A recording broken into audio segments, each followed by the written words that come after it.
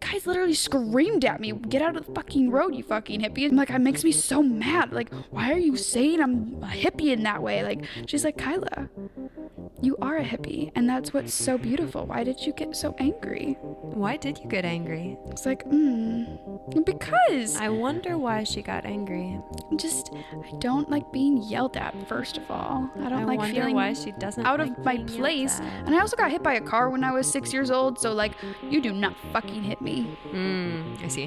What a freaking fun episode.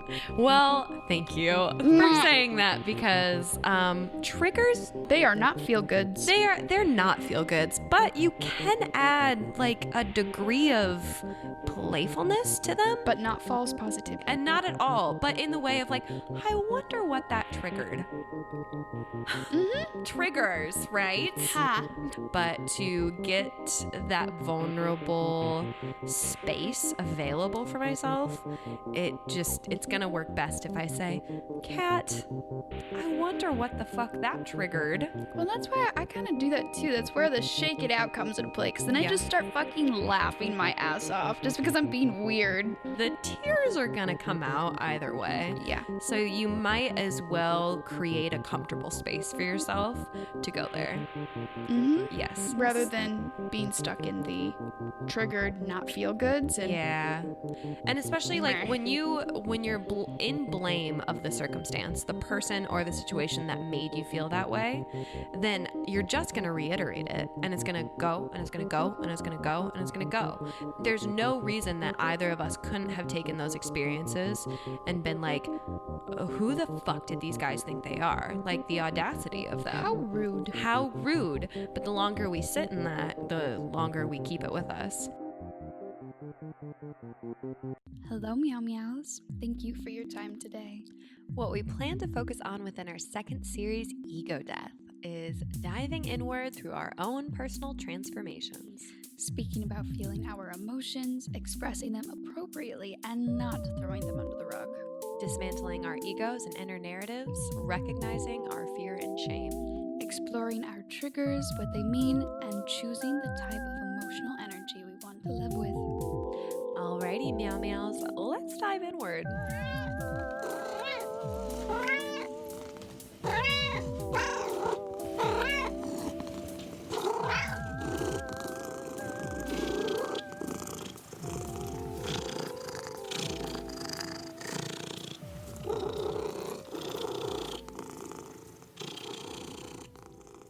Hey. Hi. How's it going? It is going. How's it going for you? It's pretty good. We're alive. I'm really excited for this episode. I am now too, after Take 2. Yeah. Full disclosure, we have recorded this already. And it didn't record my voice, so We had to do it over again. I wasn't going to do it. Kyla was really disappointed. I had to ask her, Kyla, what did that trigger? When the triggers episode didn't record. It was literally stupidly ironic. I'm like, of course, out of all of the episodes, it had to happen to triggers. So that we could ask, what did that trigger? Literally. So, here's take 2. We think it's gonna be great. Hi, Meow Meows. So, Kyla, why don't we start off? Will you share with us what is a trigger, to specify what is an emotional trigger? So, many things. And literally, an emotional trigger is anything that makes us feel uncomfortable. These emotional triggers are telling us which aspects in our life might make us feel uncomfortable, frustrated, or unsatisfied. It's quite interesting. I mean, an emotional trigger is anything that pops up that brings that uncomfortable sense of, ooh, I don't like that. Ooh, I hate that. Ooh, no. And I mean, I think it's so interesting because we often don't see them as triggers, and we don't see it as something within ourselves. We think, oh my God, the audacity of that person to make me feel that way. And we make it about the circumstance rather than what it has triggered in us, which truly is such empowerment.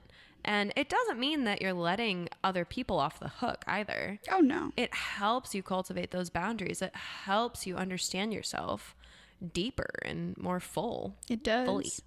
Do you think you have any emotional triggers from your childhood? Kyla, I think everyone has emotional triggers from their childhood because we've all had an experience where we experienced hurt.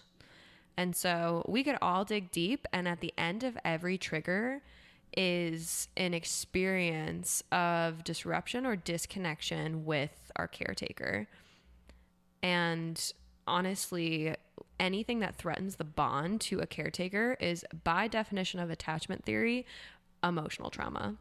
So not obvious physical trauma that we can see and we can measure. Yes. It's internal, and it's cuts that we don't see as well, which is why I think it's so important to dive into it and to look for ways to heal that and understand it, because it's under the surface. It is. Well, and that's the thing that's so interesting is so many of us don't realize that there are emotional traumas. Yeah. or but then we don't even know where to start because we just feel, quote unquote, what we feel. Yeah. But we don't know what's actually upsetting or that actually triggers those feelings that created that trauma. Yeah, bruh. And I mean, I think the question there is, what is the root cause? What is the root cause of the way I'm feeling? And we can start with that question. Why am I triggered? Why does that hurt? Why am I so upset? And the answer is attachment theory. And so I saw this beautiful TED Talk with Mastin Kipp, and he pulled up attachment theory, and he said John Bowlby discovered we do as we have been done by. And so going back to the golden rule, treat others the way you want to be treated. What if all you know is hurt? What if all you know is pain? What if all you know is rejection? We do as we have been done by. So the expectancy of how we treat others and how they treat us is created from our early childhood experiences. And all we can do is what's been done to us. And I know, Kyla, you and I both have amazing relationships with our parents. Absolutely. We adore our parents, and they are very transparent with us by saying we did the best we could and we did not do a perfect job. No. And we love them for that, because that's the best thing I think a parent could ever do for their child, is literally just saying, I'm sorry because I know I wasn't perfect. But that's the thing that hurts most, is when the parent won't own up to the fact that they caused any trauma or any trigger in any way, shape, or form. Because that parent has their own emotional trauma. We all need to be recognizing it. And I mean, furthermore, I just have to say, recognizing it and being aware of it is a great and wonderful thing, but we need to get to the spot where we are transcending our trauma. We realize that we are not what has been done to us. That is not who we are. So we can't get to transcendence if we're not aware of it. So what are some personal experiences you've had with your parents? I'm going to ask you the same thing. Oh, great. I love my parents. They're great, but I come from a long line of survival mode thinkers. Mother survival mode of, if I'm not perfect, I have to pretend to be perfect. She got that directly from her mom. And my dad, coming from a long line of survival, like depression era, you work so hard because life is already hard enough. And so that really translated to grades. Grades are really important, and it's really hard to work hard at school. And school was not easy for me. I had ADHD, and I didn't have any of the tools to know why it was so hard. I just knew it was really hard, and I wasn't hitting their expectations, specifically my dad's, who I already really craved attention from and who I already wanted to be close with and make him proud. I just remember this consistent fluctuation of him coming to me with my report card and being like, Kat, this is just not good. Like, this is, trying to help me really, and trying to like understand like what can we do to help you, like this is just not good. But you just don't know. I didn't know. How is a young kid supposed to know? Exactly. And I remember at one point, you know, after so many years of struggling with this, he was, you know, and then being more aware of my ADHD, I was on medicine and all that good jazz. He was like, he always said, I know you can do better. And then he was like, maybe you can't, like, can you not do better? And I mean, and it was in such a loving way of him trying to meet me halfway, of him trying to be like, you know, am I holding you to an expectation that you can't reach? And I took that immediately. I was like, that's my out. And I was like, I can't do better. I can't do better. No, this is the best I can do. I'm dumb. Wow. This is like, please let me off the hook and please stop being disappointed in me because I just can't handle this anymore. And so God bless my parents. And I can't lie, it created a tremendous drive in me. Once I figured out I could be good at school, I was like, I will never strive for anything less than perfection. But I'm still unlearning that today. I mean, that's always going to be a learning process. Yeah. So totally forgive my parents. Like I hold nothing against them, but that was something I had to unlearn. So please share, Kyla, what sort of give an example of an experience with your very loving parents. I love my parents. That has created some emotional triggers that still sit today. Yeah. I guess part of it is like to be understood and trying to explain emotions, but then being told I'm not being emotional enough or not showing enough emotions, because I grew up with two different type of parents. I grew up with one parent that didn't show any emotion at all, like didn't even know what their emotion was. Yeah. And then I had the other parent that noticed that, and then noticed that started happening in the child, which was me, and tried to pull as much emotion out of me for me to be able to be expressive with my emotions. But then I felt shut down because I just like, I don't even know what to feel. I don't know what I am feeling. So how do I show an emotion if I don't even know what I'm feeling? Fuck. I didn't know. And I remember, like, through that, I just remember the first time when like my like parents genuinely said like, I'm proud of you. And like I had like kind of heard them say that, like being valued, but like even just within the last few years, like I loved my mom and my dad saying, we are so proud of you, of what you do and who you are and who you've become and who you are becoming. It's so beautiful. And that sticks with me so much. And then after really hearing it, I'm like, wow, maybe they did say it when I was younger, but I never heard it.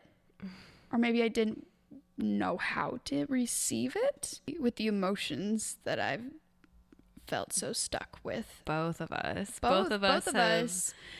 I'm grateful for, even more so for this year, but with your assistance and being my best friend as well, really being able to guide me to finding my own words with my own emotions. Well, and I'm so happy that you said, you know, I don't know if I could receive it. Yeah. Because you've watched me learn how to receive you, learn how to meet you. Mm-hmm. And we've both learned how to meet each other in this vulnerable, open, emotional space where we have nothing to fear and we have nothing to hide. Mm-hmm. But both of us had to learn that because both of us came from families that had an unemotional or disconnected parent.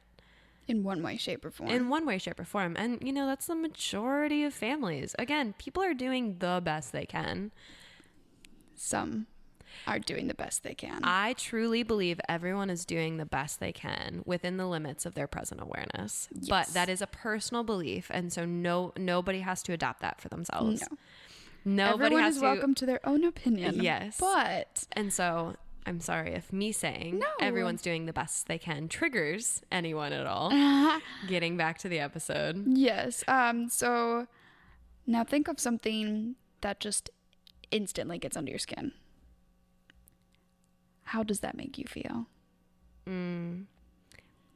it could look like a lot of different things. It could look like anger, but then it's like dive deeper than that. So what brought up the anger? Oh, right, exactly. And maybe you have this blanket statement, this blanket emotion of I'm angry. That made me really angry. But what made you angry? What was the emotion that you actually felt that anger is just protecting you from? Did you feel belittled? Did you feel disappointed? Did you feel rejected? And then those are the emotions where the triggers lie. Because then if you felt rejected, well, where have you felt rejected in your life? Oh, that's where the anger comes from. Oh, that's fun. That's fun. Not. I wasn't expecting that one. So in your feelings like frustration, confusion, shutting down, all of the tears. Yes. In these experiences, that is where the work lies. Yeah. That is where the work comes in. And you can't dive deep through every single trigger. Like but when you have the space, when you have the time, especially when you're ready. And yes, of course, when you're ready. But when it hits you particularly hard and you're like, ouch. And I have a name for that emotion. Like, you really just made me feel unworthy. You really made me feel unworthy just now. And you're like, where else did I feel unworthy? And the harder the emotion hits, the more openness, the more space you have to dive into that. And so I'm like, when it hurts bad, that is the best time to do the work. It is. And so I want to bring up this game. It's a very fun game. I heard this from Cynthia Pasquella Garcia, and she calls it the I Wonder game. And she's so sweet and she's so beautiful. She just has this soft, sweet, light voice. And she's like, I wonder what that triggered from childhood. I wonder when else I felt small. I wonder when else I felt unheard. And you just kind of keep playing. I wonder. And after about the fourth round, you're pretty deep in there and you got some answers. Mm-hmm. So I had this, I played this game kind of recently. I go on walks every morning. And so I was walking across a busy road, and there was a school bus that stopped. And, so I thought they put out their little stop sign, and that meant that no cars were going to pass them, and it was my turn to go. So legally, no. Yeah, legally, yeah. So I start walking, and there's this car that's like kind of almost about to hit me as it's coming up to pass the school bus, and it honks really loud, and I'm just like taken back, and I kind of look at it, and it's the morning. I'm like frustrated. I'm not having this. And I feel embarrassed probably. And anyway, I'm irritated. So I roll my eyes and I'm just like, fine, I'll fucking go. Like, this is just what I'm saying in my head. And he rolls down his window and he's like, with that fucking attitude, I'll hit you next time. Like, get out of the street. Like, and I was just so mad. And I was like, I scream at him. I'm like, I'm sorry. It was a fucking school bus. I thought you knew the fucking rules of the road. And as I scream, I cross the road. And then I'm just like, I'm about to sob. I literally had to sit down on the side of the road, the busy road, and sob. I couldn't even get off into my own space. That's how quickly I had to sob it out. And so I was like, okay. I wonder why I felt enraged. It's probably to protect myself from feeling weak or small. I wonder why that would make me feel weak or small. It's probably because an authority yelling at me or because men yelling at me is scary. Ooh. I wonder why I think people yelling at me is scary. And yeah. And again, this is where the work is because I don't have the next answer. No. I have some work to do there. When you don't have the next answer or even the next question to the answer, it's a place to go into, whether it's now or later, but or now. Or now. Oh, now. I had kind of an experience, not into that depth, but I was just taking my cat. I'm so sorry, everyone.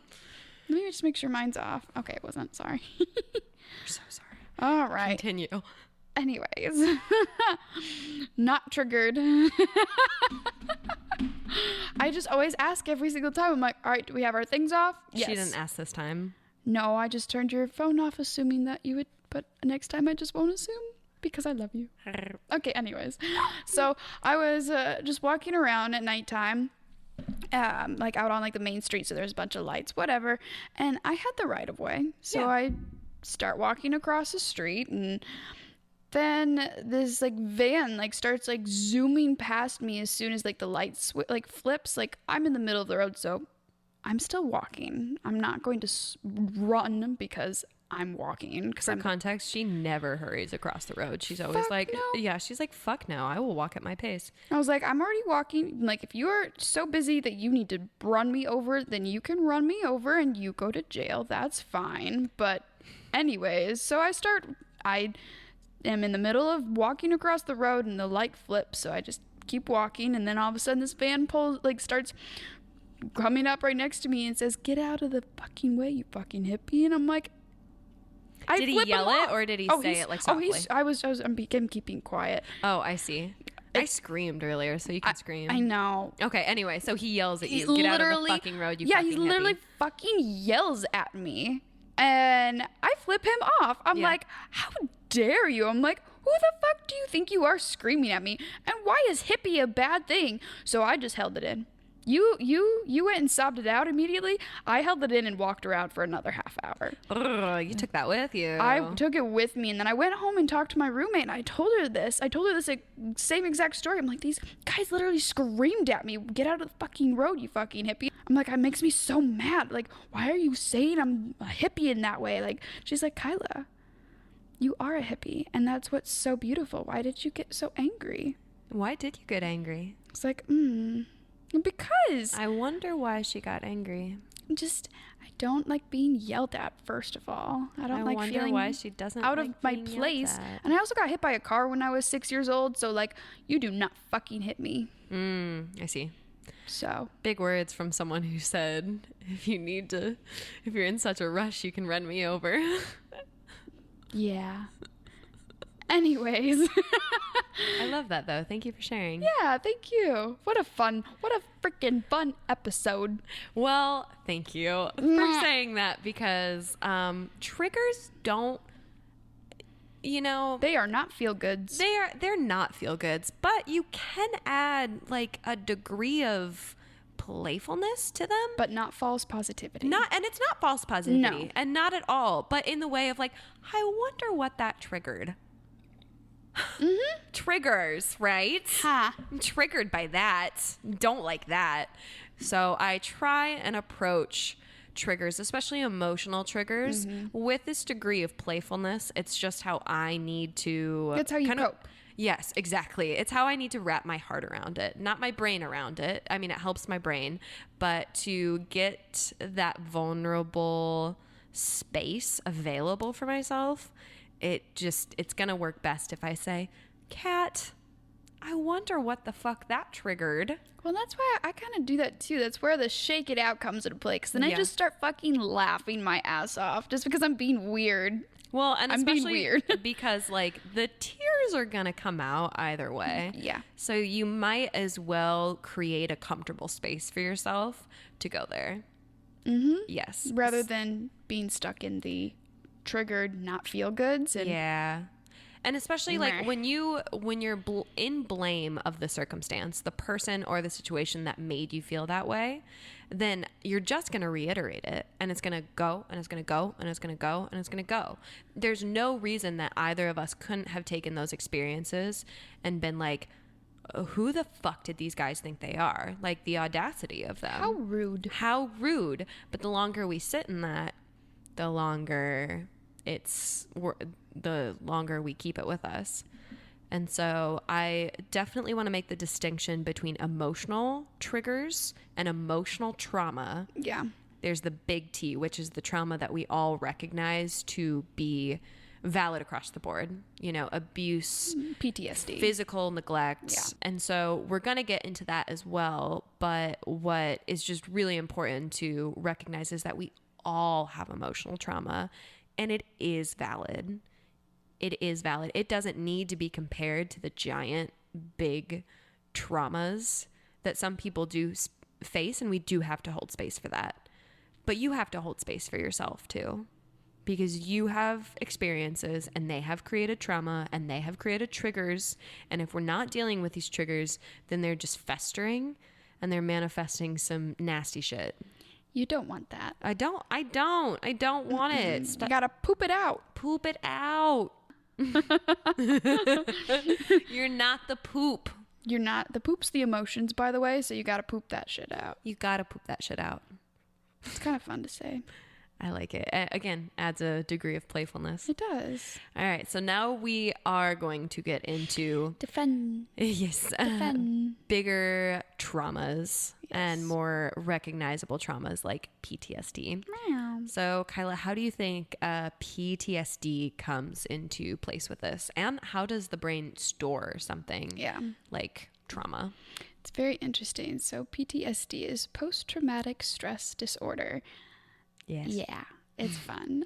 It's classified as a serious mental condition that some people develop after a shocking, terrifying, or even a dangerous event. These are called the traumas. PTSD actually causes your brain to get stuck in this danger mode. So even after you are no longer in danger or no longer in this situation, when something triggers that event, your brain is always going to be on alert. Instantly, you go into either panic mode or the fight or flight kind of feeling, like you're just stuck and you relive that moment. You can see it replaying in your mind every single time something pops up. Let's see, like your body will still continue to send out these different stress signals, which will lead to those PTSD symptoms. And it's interesting because PTSD can, and it's not just adults that end up having PTSD or just children. PTSD can happen to anyone at any age. And this, it makes me sad, but I know it's true, is about 8% of Americans will develop PTSD in one way, shape, or form at some point in their lives. And it makes me feel meowy because women actually have double the amount of risk because of PTSD, because they're more likely to experience sexual assault in one way, shape, or form. And the thing is women will typically blame themselves for that traumatic event more than men do, because typically with women, having my own experiences too with this, is when I had a sexual assault experience, you just contain it, hold it in, because typically if you already don't like the situation, you don't like where it's at, and if you go and express it out to the world or to someone else, then the situation has become bigger and more stressful and more traumatic and more things to work through, so you just stop it. Don't talk about it. But the thing is, it can get triggered later on. So say you're at home watching TV with the family, and then something comes up on the TV and the news reporter is talking about this girl that got sexually assaulted, and it's the same kind of situation you were in, and you lose it. And you are stuck, and because you just relived that moment that you never even talked about. And your family's like, what is going on? PTSD, my friends. Right. And I mean, you think about the stress that causes as you bring it with you everywhere you go, wherever you turn. We didn't create any space for survivors to heal properly. No. And I mean, I don't know if there's proper healing. I mean, there's literally just the best we can do. There's literally just the best we can do, which is heartbreaking. And I mean, not just with sexual assault, but you think about any PTSD that someone doesn't go through the process. That doesn't go through the process of healing, and the way it will come up and manifest itself in other ways. Heartbreaking. It is. Yeah, we hate that. And no matter how equipped you are to deal with the trauma, it can still etch itself into your brain. I mean, if you never heal or do any emotional healing from it at all, it is going to be there. Well, and from one of my experiences, so we were in Minnesota, and I was foolishly out at 5 a.m. I know. First of all, she loves to walk in the morning, and I don't mind that. But I was asleep. And Kyla needed to know or be with me. And I don't know why I just went out on a walk by myself at 5 a.m. in Minneapolis in a really not good neighborhood. No, really not like good neighborhood. Anything could have happened to you, Kat. This is true. Anything could have And that's happened like to you. part of the scariest part. Anyway, long story short, I was walking. Not even a block away. Yeah, not even a block away from our Airbnb, but I see a guy walking towards me. And I'm like, I don't want to see any other meows right now. No other meows. And so I literally turn this car and I start walking back. And I hear and I look and he's right behind me. He is right behind me. He ran up on me and he's like, what the fuck are you doing by my car? And I freak out. I scream the smallest little girl scream. Okay. And you were not. No, and I mean, small. like, I mean, like, I felt so small. My scream was big, but it was terrified. Kyla could hear it, and it was the most petrified scream and yell I've ever released. And I just said I wasn't doing anything.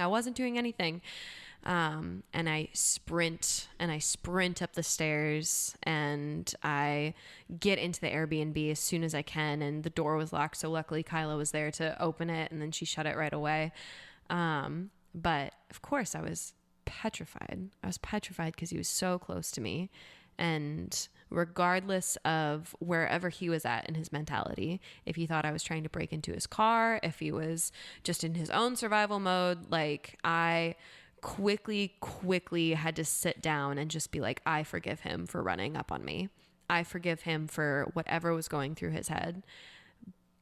And I forgive myself for choosing to go out here at this time.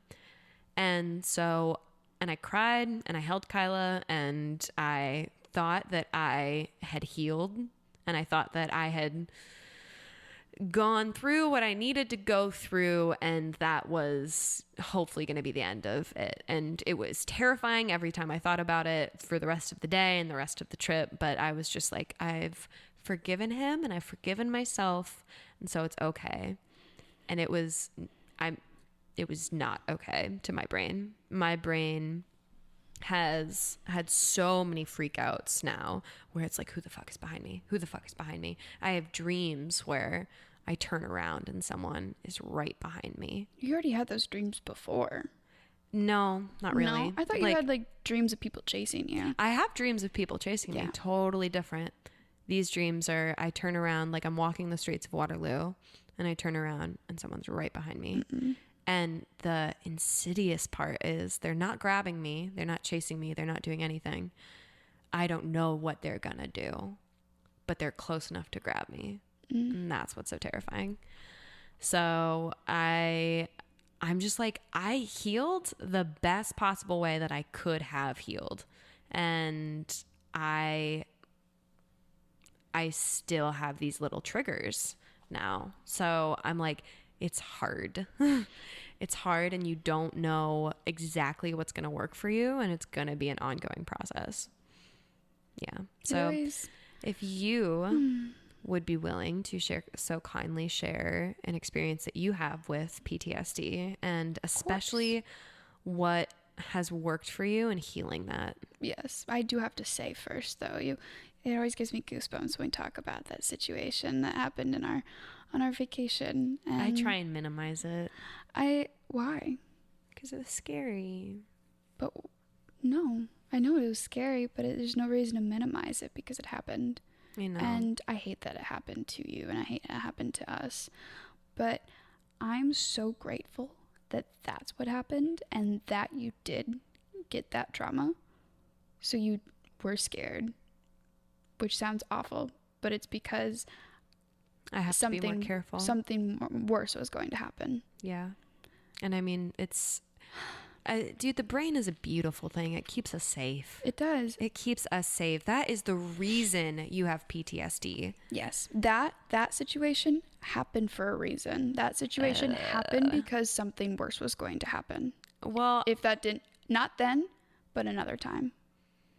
I know, but could we relate that back to your story? Could we say that that needed to happen? I don't know. I don't know either. It's a totally different situation. It is very. So my situation was That's again. why you always keep the door locked. Yes. So some people don't lock their doors. I will never understand why. That doesn't make sense to my brain, but that's fine. So we lived in this nice little like suburb area, I suppose, and I was in 8th grade. Yeah, 8th grade. And it was the day before my sister's birthday. We have this neighbor, he's got a couple kids around my siblings' age, and he's got some problems, so we just like would just stay away from that family. We don't want the problems, but we'll just stay clear, kind of say hi when we drive by, that's it. And his kids were out at the pond by our house, fishing or whatever. And my dad, before he went to work, took my little siblings out to the pond to go spend time with them and look at the fish or whatever. I had my good friend over, and my mom was sitting on the couch watching TV. My dad ended up coming back with my siblings, and we were all just sitting on the floor watching TV and playing a game. While my dad was getting changed upstairs, and all of a sudden there's this knock, knock, knock on the door.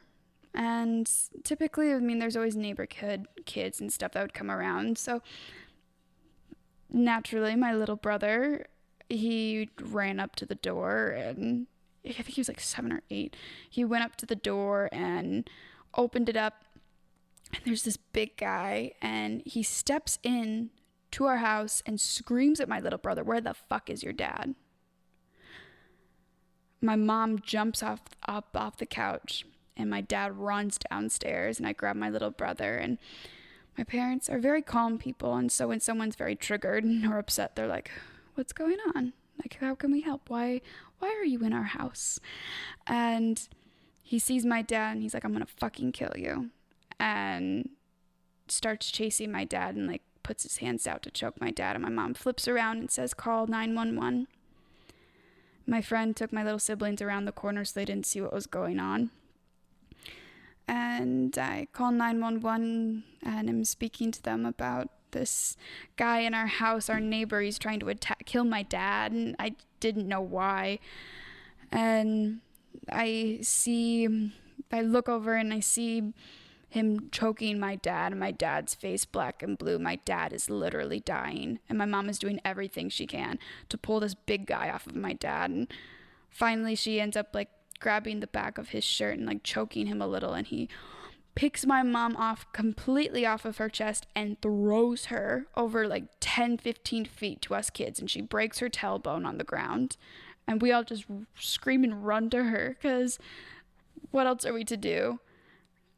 Then I look over and see out of the window as this guy is chasing my dad around the table, and within moments my dad was going to die.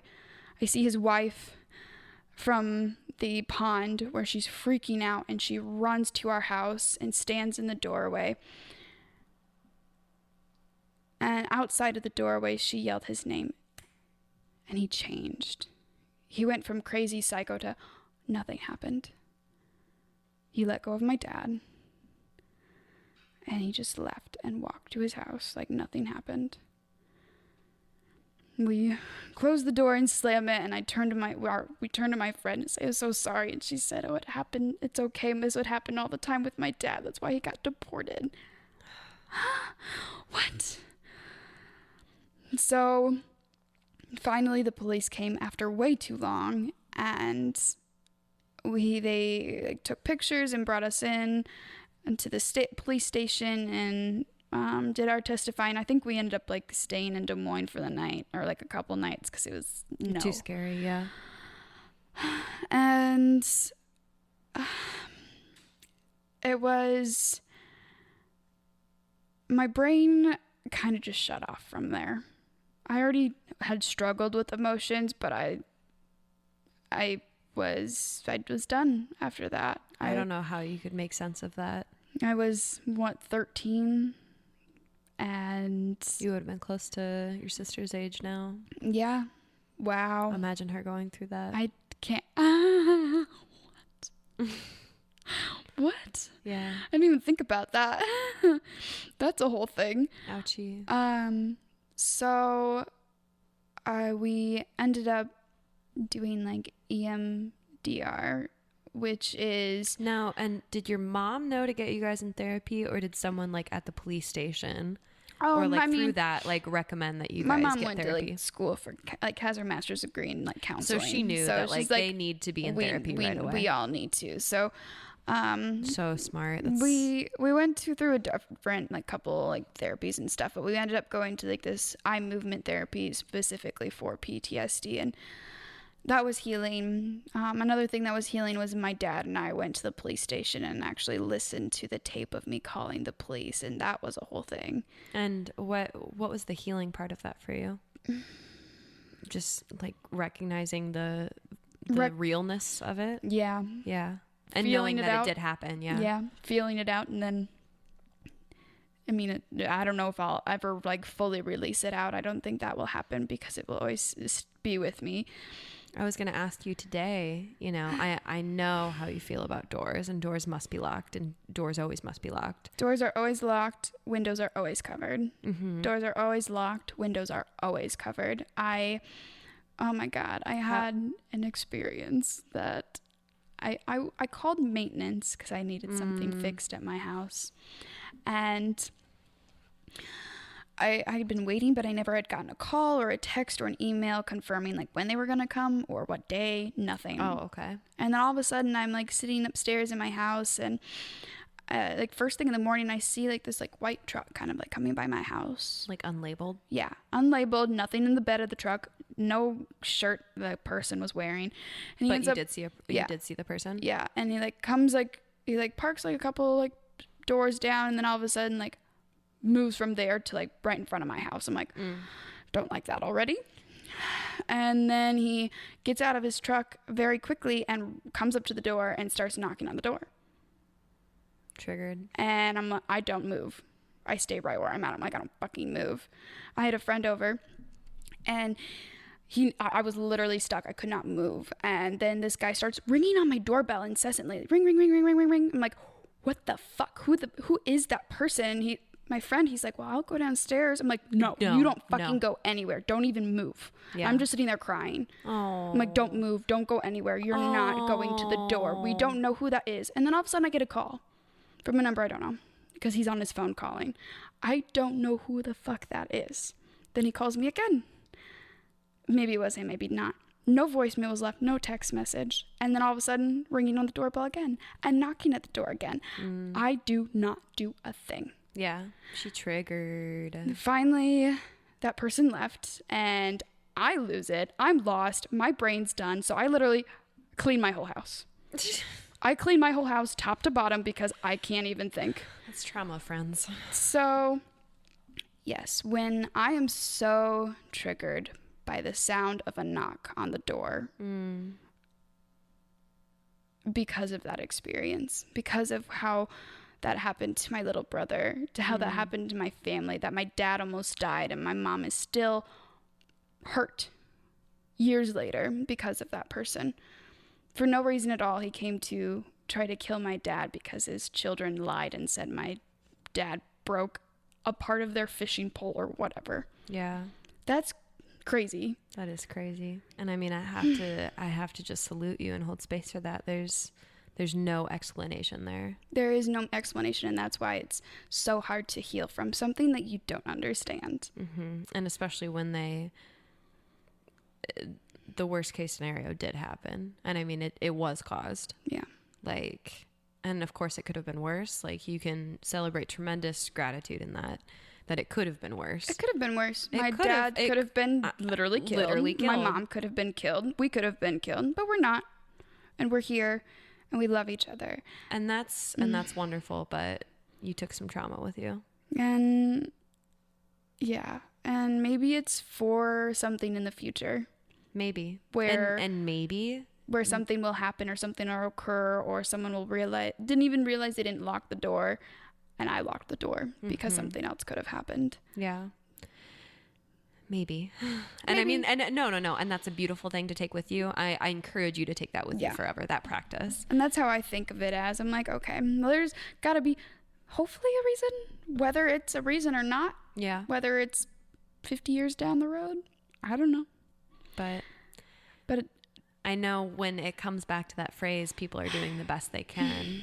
And forgiveness is so important. When we met with your mom for coffee, she was immediately triggered by that. And I didn't know why. I just thought, well, you're valid. I mean, yeah, people are fucking shitty. Yeah. People are the worst. But I didn't realize that experience specifically was like, oh, no, I'm not going to forgive him. No.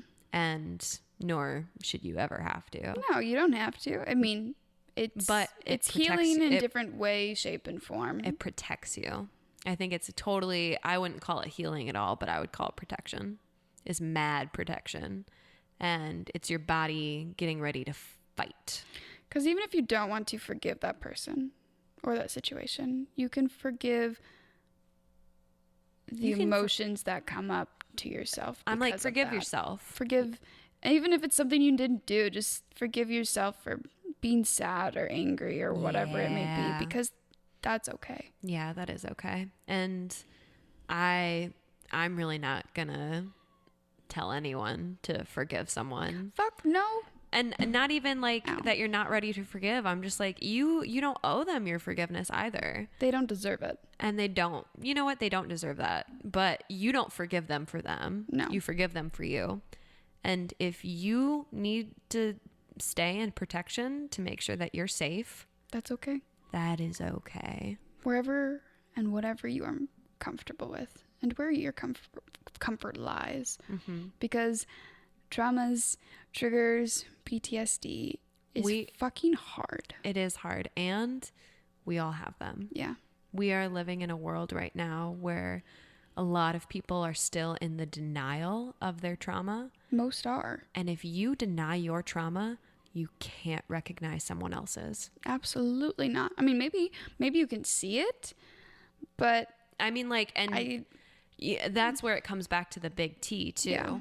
We think that trauma is reserved for people who have had horrible experiences. Death or sexual assault or someone dying. Abuse and anything. Exactly. But no, it's these small things that we quote unquote call small.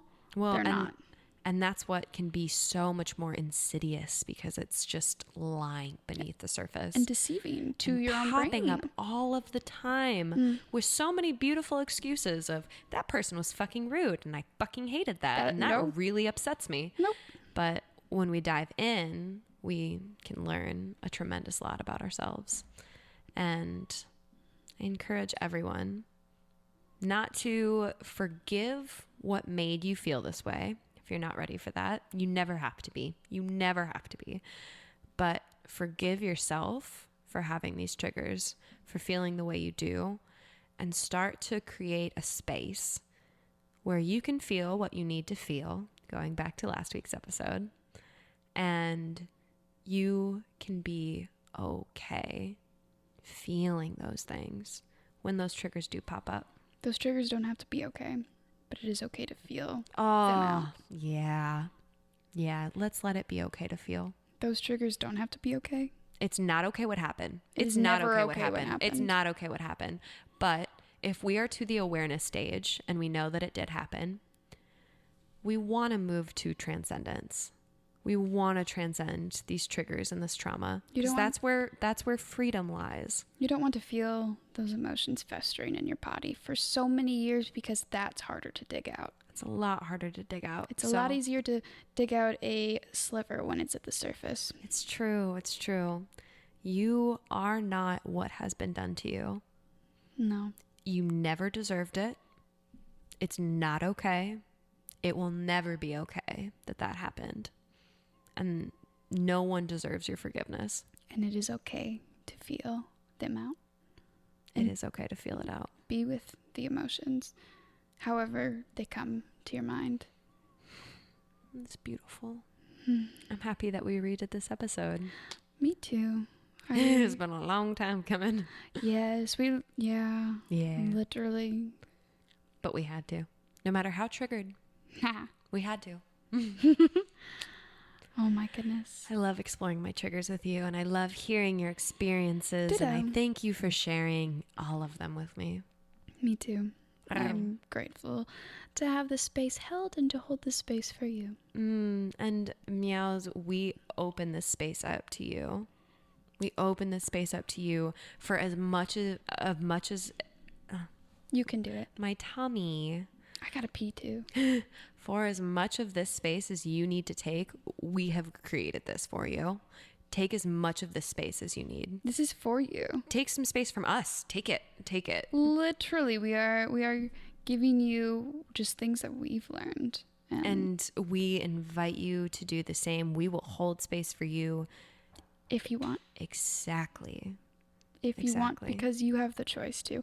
If you want, if you feel ready. And if not, that is okay. It's beyond okay. And it's beautiful. I love you, Meows. I love you, Meow Meows. And I love you, day. Cat. Oh, I love you too. All right. Have a lovely rest of your week and a lovely rest of your day. And take a breath. Take a deep breath. Literally close your eyes and just count to 10. I swear it'll feel good. Maybe not, but it'll feel poop it good. out if you can. Literally, I mean, if you need to take a shit, go poop, but like poop it out. Yeah, when you're ready. When you're ready. All right, bye-bye. Bye. Alrighty, you lovely meows. We love you deeply, and we thank you dearly for joining us in our journey today. Subscribe to the 6AM Meow Meows to get notifications for future episodes. If you wish for more meows in your life, you can connect with us on Instagram for questions to ask yourself, writing prompts, as well as tips and tricks related to today's episode. And, of course, cats.